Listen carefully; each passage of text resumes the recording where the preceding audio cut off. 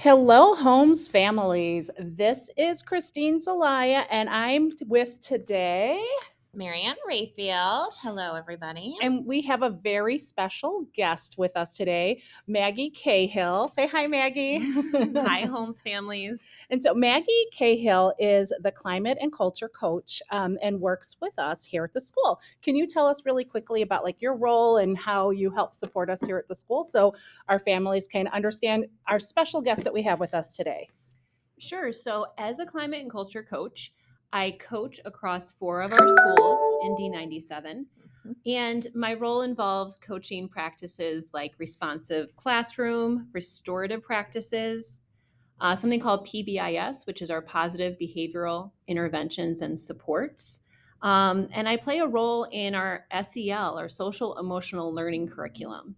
So, as a coach, as a social worker, and as a mom, the topic of bullying is very near and dear to my heart. Absolutely. And so we have talked in previous episodes to you about PBIS and our MTSSB for behavior. And in every edition of the Hawk, we have our SEL corner, and Maggie is instrumental in providing us our home links and sharing that information so that you can reinforce some of those social emotional needs with students. But October is actually Bullying Prevention Month. So we've decided that this episode is going to be focusing on bullying, how to define it, and what to do about it. We've invited Maggie with us here today to really share and talk about this topic with us. And so we'll go ahead and get started and share some information with you. So, as we begin this conversation, I want to make this disclaimer about our language and how we talk about bullying behaviors. Our language really matters.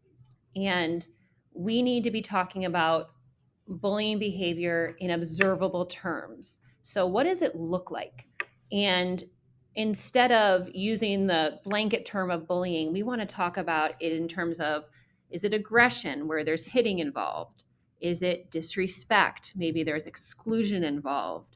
Is it harassment? Is it touching? So we want to talk about it in very observable terms, because when we put a label of bully on a student or we call things bullying, that can really perpetuate a behavior as an identity for a student or a person. And as teachers and as parents, that can be really disempowering. It's really difficult sometimes to shift people's opinions once an image of a person has been created. So we really want to use our words very carefully and name the behavior involved so we can empower everyone in these situations to take steps and report the behavior of the person. And that makes them just more likely to take ownership over their behavior and make change. Mm-hmm. So on the right-hand side of the slide, you'll see some rationale from the National Bullying Prevention Center about why we use these words rather than calling someone a bully or a victim. Maggie, this is so helpful. And Holmes families, as you know, sometimes I play the role of parent on our podcast. And I think this is really helpful information to me as a parent of 3 elementary aged kids. And I do hear that comment, not only from my own children, but also from other families when they talk about another student who may be having some issues at school or in their own life. And I hear that label put on kids. So this is really helpful information to learn today. And we wanted to have this conversation before we really break down what is conflict and what is bullying.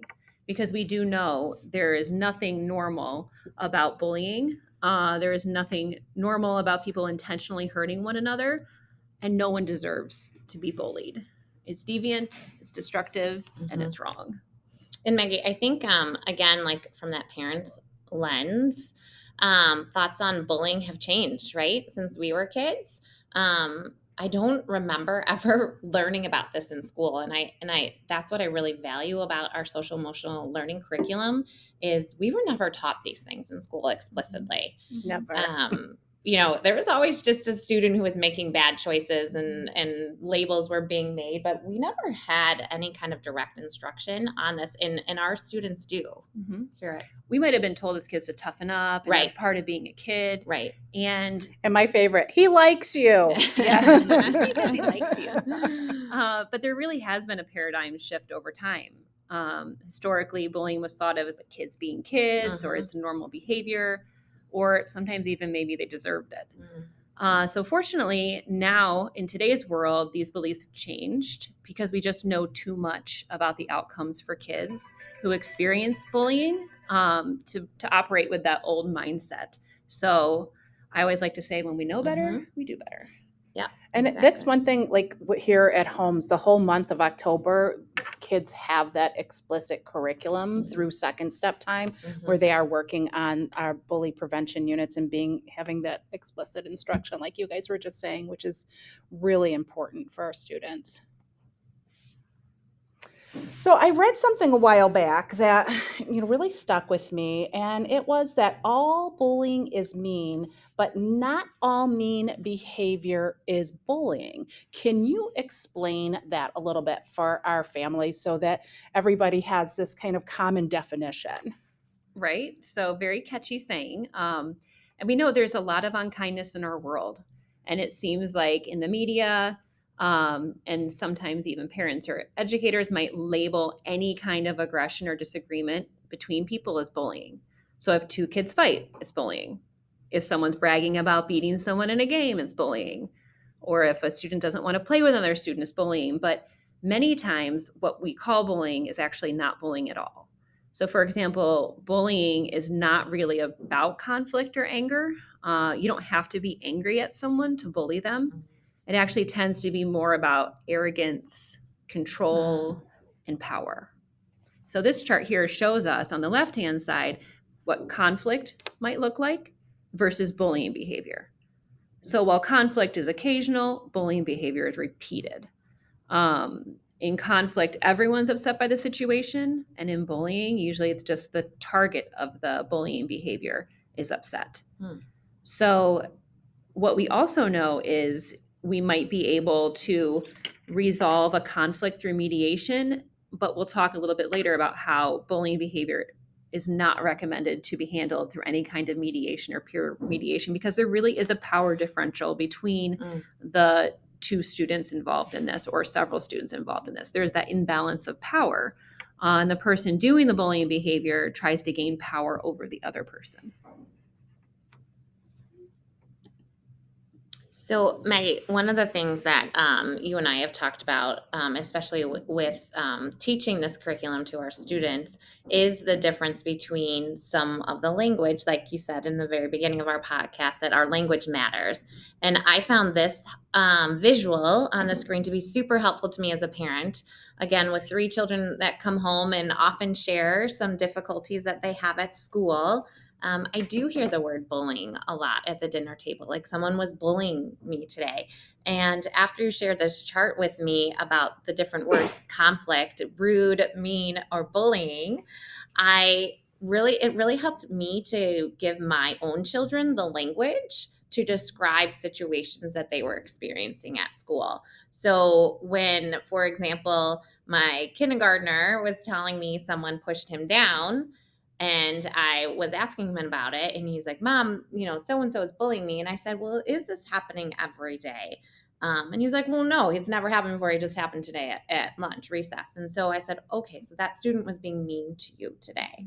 And being able to help name that to my own children, I think is so important to give them the power of their words, but to be able to communicate that with their teachers. And then for me to be able to communicate with their teachers. Right. And all the while letting them know, like, that's not okay. Right. And you deserve to be safe. Right. But we do know social conflict is part of life. It's part of, as adults, how we navigate our own lives. It's part of being in a group and being around other people. So we want to prepare our kids for these situations.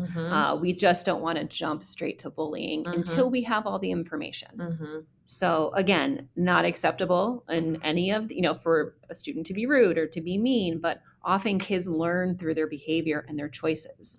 So our job as educators and as parents is to really help them navigate that, not do the work for them.